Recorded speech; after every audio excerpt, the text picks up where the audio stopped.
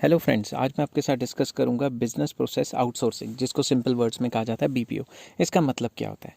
BPO refers to getting a business task accomplished through an outside agency.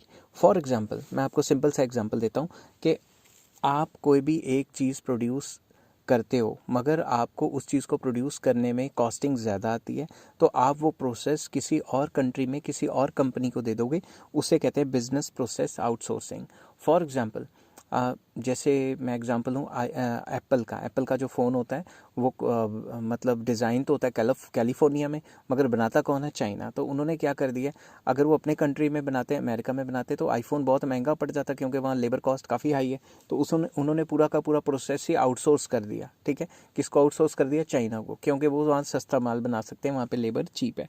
तो USA adopted the practice of outsourcing initially by assigning the routine jobs to outside agencies so that the company could concentrate on critical issues without wasting time on routine work। तो basically USA ने सबसे पहले ये काम शुरू किया था कि वो कंपनियां अपना जो काम है वो बाकी कंट्री में किसी और कंपनी को आउटसोर्स कर देंगी, ताकि वो अपने मेन फोकस कर सकें, R&D पे या मेन काम पे फोकस कर सकें, और जो बाकी काम है वो कंपनियों से करवा सकें सस्ते रेटों पे। ठीक है, companies have started hiring outside agencies to perform routine jobs. रोज़मर्रा के काम करने के लिए हायर कर सकते हैं बाहर वाली कंपनियों को।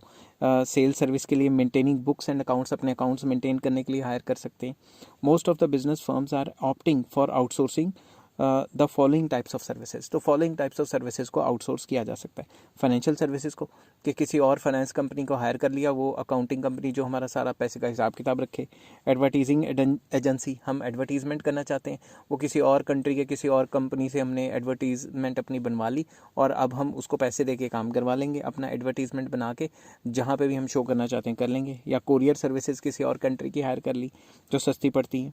कस्टमर सपोर्ट सर्विसेज, जैसे अंडर डेवलप कंट्रीज़ हैं जो, या डेवलपिंग कंट्रीज़ है लाइक एशियन कंट्रीज़, यहाँ पे क्या है, कई कॉल सेंटर्स खुले हुए हैं जो वेस्टर्न कंट्रीज़ के हैं। वहाँ पे तो कॉल सेंटर वाले बंदों को ज़्यादा तनख्वाह देनी है, यहाँ 5-5, 10-10 हज़ार में रखे होते हैं लोगों ने।